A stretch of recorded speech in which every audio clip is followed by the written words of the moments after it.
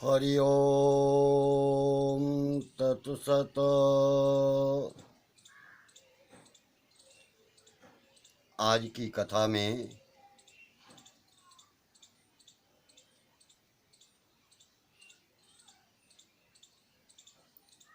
गीता जी के अनुसार भगवान की न्यायकारिता और दयालुता दर्शाई गई है। संसारे यो दयालुश्च न्यायकारी भवेन्न सह कृष्णे दयालुता चैव वर्तते न्यायकारिता।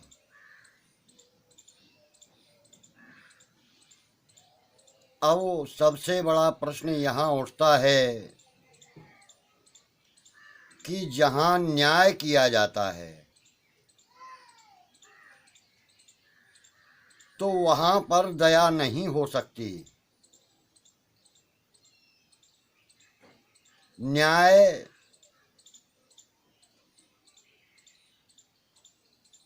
और जहाँ पर दया की जाती है वहाँ पर न्याय नहीं हो सकता, क्योंकि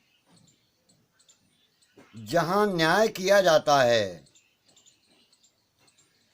वहाँ अच्छे और बुरे कर्मों के अनुसार यदि अच्छे कर्म किए हैं तो न्याय कहता है कि उसको पुरस्कृत किया जाए, और जहाँ पर बुरे कर्म किए जाते हैं वहाँ पर न्याय कहता है कि इसको दंड दिया जाए। तो ये तो न्याय कहता है। अब जहाँ पर दया की जाती है वहाँ पर दोषी के अपराध को माफ कर दिया जाता है, उसे दंड नहीं दिया जाता। तात्पर्य यह है कि न्याय करना, दया करना, ये दोनों आपस में एक दूसरे के विरोधी हैं। या तो न्याय ही हो या दया ही हो।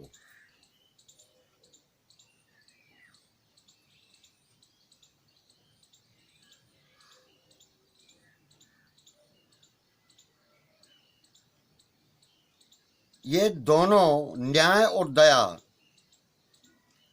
एक साथ में नहीं हो सकते।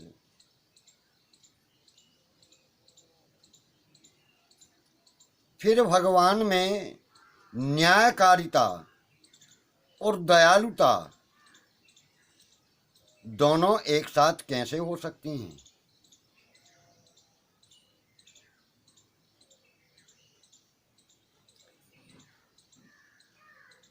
उनके द्वारा किए गए न्याय में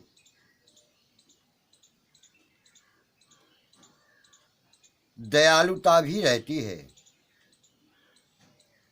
और उनके द्वारा की गई दया में न्याय भी रहता है। भगवान संपूर्ण प्राणी जगत के हृदय हैं। सुहृदम सर्वभूतानाम, ऐसा भगवान ने गीता जी के 5वें अध्याय के 29वें श्लोक में कहा है।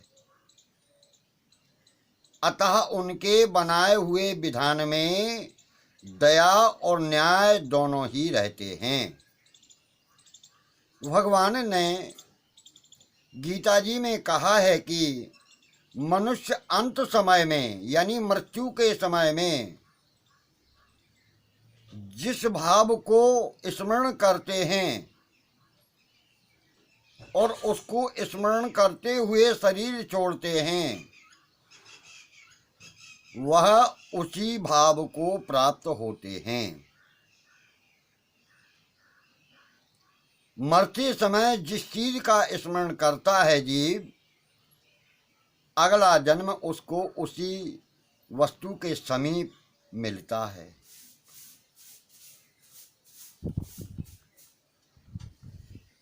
यानी अंतिम स्मरण के अनुसार ही गति होती है।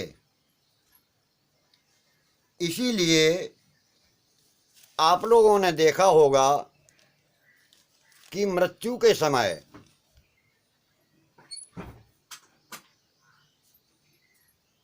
मरणासन्न स्थिति में उस जीव से भगवान का नाम स्मरण करवाया जाता है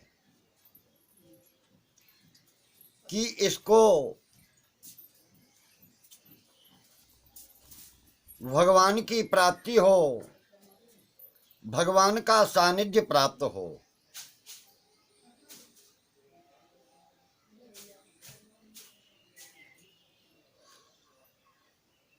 लेकिन यदि जीव के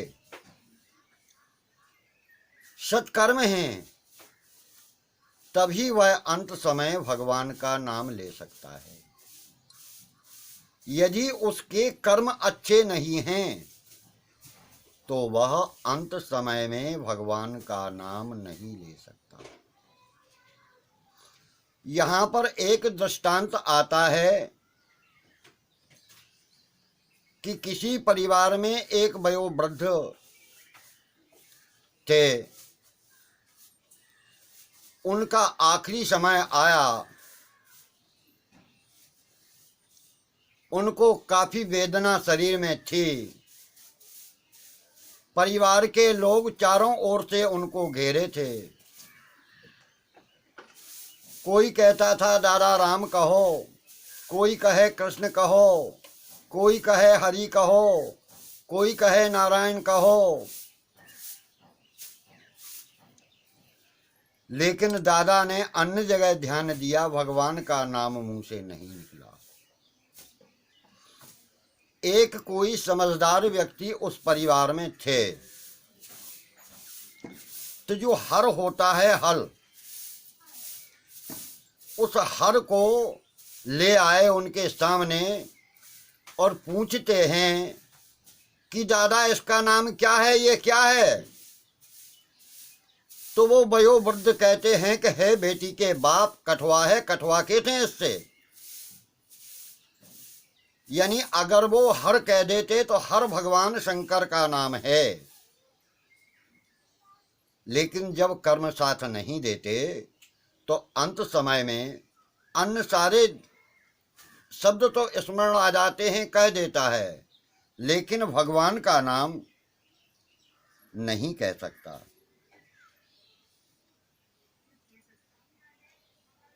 अतः उनके बनाए हुए विधान में दयालुता और न्यायकारिता दोनों ही रहती हैं।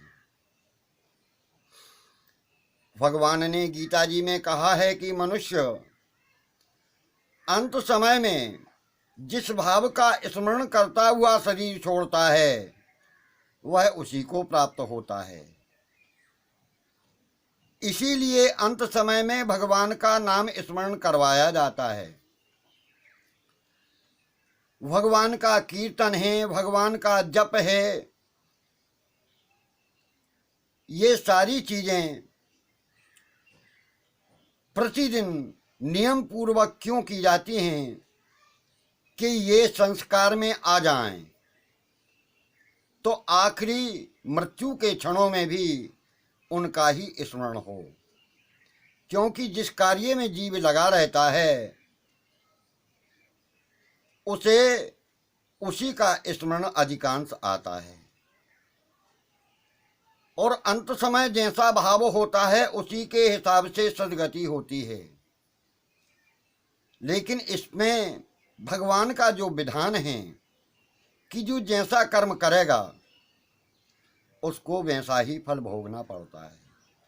तो दुष्कर्म होने से अंत समय में भगवान का नाम भी मुंह से नहीं निकलता। श्रीमद् भगवद गीता के 8वें अध्याय के 6वें श्लोक में भगवान का न्याय है जिसमें कोई पक्षपात नहीं है। इस न्याय में भी भगवान की दया भरी हुई है। जैसे अंत समय में अगर कोई किसी जानवर का स्मरण करते हुए शरीर छोड़ता है तो अगली योनि उसे उसी जानवर की प्राप्त होती है, और यदि कोई भगवान का नाम स्मरण करता हुआ शरीर छोड़ता है तो वह भगवान को प्राप्त होता है। तात्पर्य यह है कि जितने मूल्य में एक पशु की योनि मिली, उतने ही मूल्य में भगवान मिल जाते हैं। तो ये भगवान की कितनी बड़ी न्याय प्रणाली है, कितनी बड़ी दयालुता है। तो इस प्रकार भगवान के कानून में न्यायकारिता और असीम दया भरी हुई है। सदाचारी से सदाचारी, साधन परायण,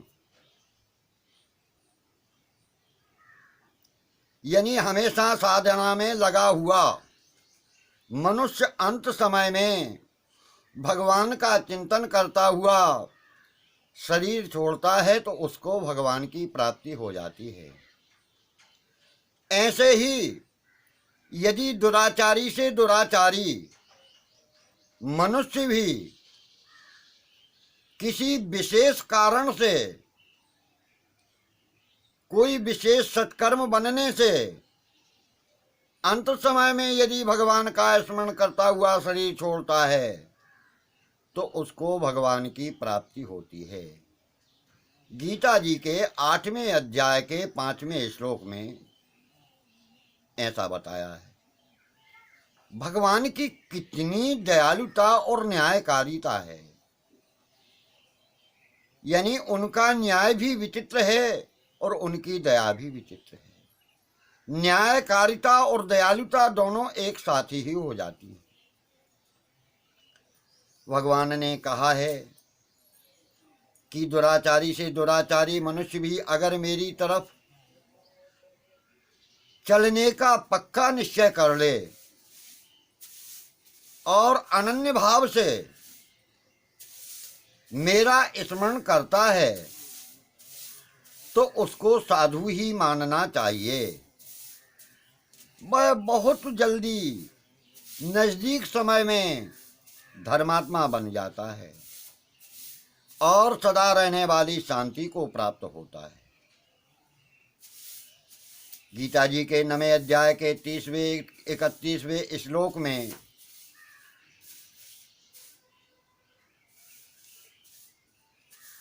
जब दुराचारी से दुराचारी मनुष्य भी भगवान का भक्त हो सकता है और शाश्वती शांति को प्राप्त हो सकता है, तो फिर जो भगवान के भक्त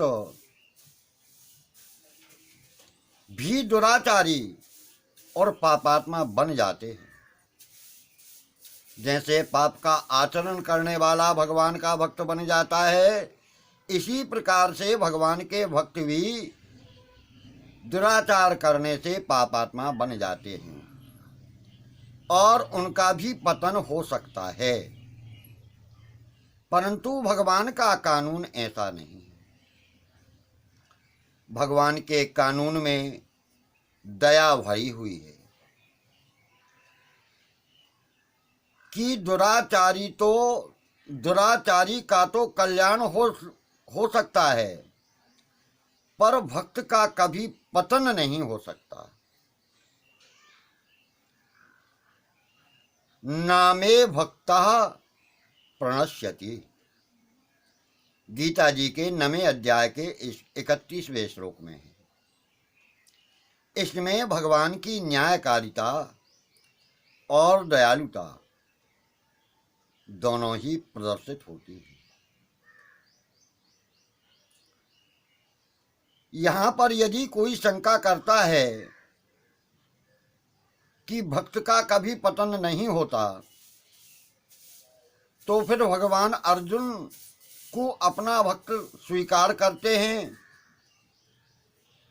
और ऐसा क्यों कहते हैं कि अगर तू अहंकार के कारण मेरी बात नहीं मानेगा तो तेरा पतन हो जाएगा। उसका समाधान इस प्रकार है, गीता जी के 18वें अध्याय के 58वें श्लोक में इसका समाधान है कि जब भक्त अभिमान के कारण भगवान को नहीं मानता तब वह भक्त नहीं रहता और उसका पतन हो जाता है। परंतु यह संभव नहीं है कि भक्त भगवान की बात ना माने। अर्जुन को तो भगवान ने केवल डराया था, वास्तव में अर्जुन ने भगवान की बात मानी और उनका पतन कहीं नहीं हुआ। ऐसा गीता जी के 18वें अध्याय के 73वें श्लोक में बताया है। जो सकाम भाव से शुभ कर्म करते हैं, यानी अच्छे कर्म तो करते हैं, लेकिन उसमें उनकी कामना, उनका स्वार्थ रहता है, उसको शुभ कर्म के अनुसार स्वर्ग आदि में भेजना, यह भगवान का न्याय है।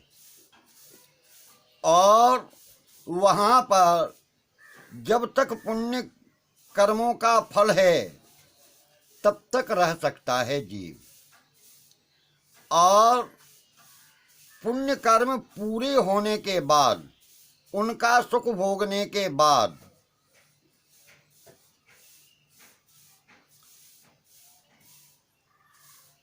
उसे पुनः मृत्यु लोक में भेज दिया जाता है। तो जो पुण्य कर्मों का सुख भोग कर उसको शुद्ध किया, यह दया की है। ऐसे ही जो अशुभ कर्म करता है उसको नरकों में 84 लाख योनियों में जन्म लेना पड़ता है। यह भगवान का न्याय है। और वहाँ पर पाप कर्मों का फल उसको भुगता कर उसको शुद्ध करना और फिर अपनी ओर खींचना, यह दया है। जैसे किसी को लंबे समय तक कोई कष्टदायक बीमारी आती है, तो जब तक वह ठीक हो जाती है तब तक उस व्यक्ति को भगवान की कथा, भगवान का नाम आदि अच्छा लगता है। इस प्रकार कर्मों के अनुसार बीमारी का आना तो न्यायकारिता है, और उसके फलस्वरूप भगवान में रुचि का बढ़ना, यह भगवान की दयालुता है। मनुष्य पाप, अन्याय आदि तो अपनी स्वेच्छा से करता है, इस पर किसी का कोई प्रतिबंध नहीं होता, और उसके फलस्वरूप जेल, जुर्माना, दंड आदि ये परीक्षा यानी दूसरे की इच्छा से भोगता है। पाप कर्म, अन्याय, अपराध तो स्वेच्छा से कर लेता है, लेकिन फलस्वरूप जो उसे सजा होती है, जुर्माना होता है, दंड आदि दिया जाता है, वह उसकी इच्छा से नहीं मिलता, वह दूसरों की इच्छा से मिलता है, यानी कोर्ट से मिलता है। इसमें कर्मों के अनुसार दंड आदि भोगना तो न्यायकारिता हुई, और समय समय पर मैंने गलती की जिससे मुझे दंड भोगना पड़ रहा है, अगर मैं इस प्रकार की गलती नहीं करता तो मुझे दंड क्यों भोगना पड़ता। इस तरह जो विचार आता है वह होश कहलाता है। यह भगवान की दयालुता होती है। कर्मों के अनुसार अपने माफिक और अपने विपरीत यानी अनुकूल और प्रतिकूल परिस्थिति बनना, यह भगवान की न्यायकारिता है। और अनुकूल और प्रतिकूल परिस्थितियों में सुखी दुखी न होने से मनुष्य का कल्याण होता है। अनुकूल परिस्थिति में सुखी नहीं होना चाहिए और प्रतिकूल परिस्थिति में दुखी नहीं होना चाहिए। इसी में मनुष्य की भलाई होती है। यह भगवान की दयालुता है। श्रुति में आता है कि ईश्वर जिसको ऊर्ध्व गति में ले जाते हैं, ऊर्ध्व गति स्वर्ग आदि लोगों को कहते हैं, उससे शुभ कर्म करवाते हैं, और जिसको अधोगति में ले जाना चाहते हैं उससे अशुभ कर्म करवाते हैं। एष हे विषादु कर्म कार्यति तम यमेभ्यो लोकेभ्य उन्नीसते। एष हेवा साधु कर्म कार्यति तम यमलो निनीशते। यह कौशिक में है। अतः इसमें भगवान की न्यायकारिता और दयालुता क्या हुई, इसको सुनकर तो ऐसा लगता है कि पक्षपात और विषमता यानी संभावना नहीं हुई,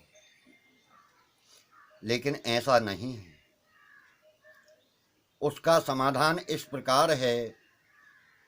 श्रुति का तात्पर्य शुभ कर्म करवाकर ऊर्ध्व गति और अशुभ कर्म करवाकर अधोगति करने में नहीं है।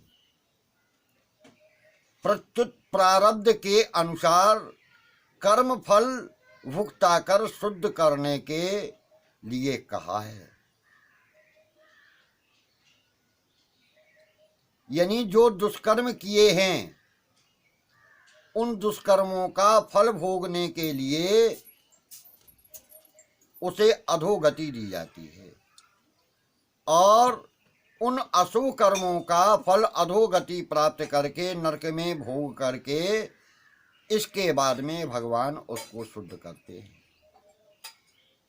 यानी जीव अपने शुभ अशुभ कर्मों का फल जिस तरह भोग सके उसी प्रकार की परिस्थिति उसके सामने बनती है। शुभ कर्मों के अनुसार सुख भोगने की परिस्थिति बनती है, और अशुभ कर्म के फल के अनुसार दुख भोगने की स्थिति बनती है।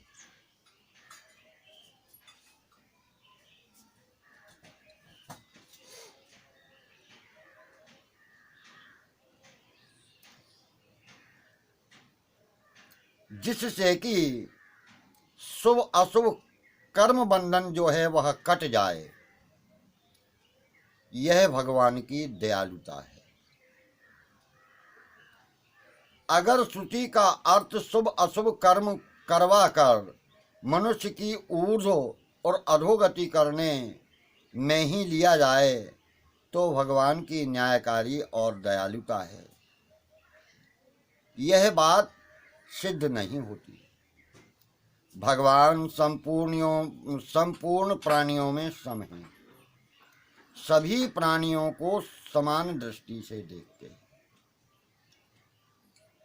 उनका किसी प्राणी के साथ राग यानी प्रेम और द्वेष यानी ईर्षा, किसी से ना भगवान प्रेम करते ना किसी से ईर्षा करते। यह बात भी सिद्ध नहीं होगी। ऐसा काम करो और ऐसा काम मत करो। शास्त्रों का यह विधान मनुष्य के लिए लागू नहीं होता। क्यों नहीं होता? कि गुरु की शिक्षा, संत महापुरुषों के उपदेश आदि सब व्यर्थ हो जाते हैं, जिससे मनुष्य कर्तव्य अकर्तव्य का विचार करता है, वह विवेक व्यर्थ हो जाता है। मनुष्य जन्म की विशेषता स्वतंत्रता भी खत्म हो जाती है और मनुष्य पशु पक्षियों की तरह ही हो जाएगा। जैसे कि पशु को बंधन में रख लिया, जैसा आप उससे करवाएंगे उसकी मजबूरी हो जाती है। इस प्रकार मनुष्य को बंधन में रख कर के बलात् किसी प्रकार का शुभ या अशुभ कर्म नहीं करवाया जा सकता। शुभ और अशुभ करने के लिए भगवान ने उसे स्वतंत्रता दी है। हाँ, इतना है कि हमारे वेद पुराण शास्त्र दर्शाते हैं, बताते हैं कि क्या शुभ है, क्या अशुभ है। संत महापुरुष गुरु यह भी शिक्षा देते हैं कि क्या अच्छा है और कौन सा कर्म बुरा है, लेकिन मानने और ना मानने के लिए जीव स्वतंत्र है।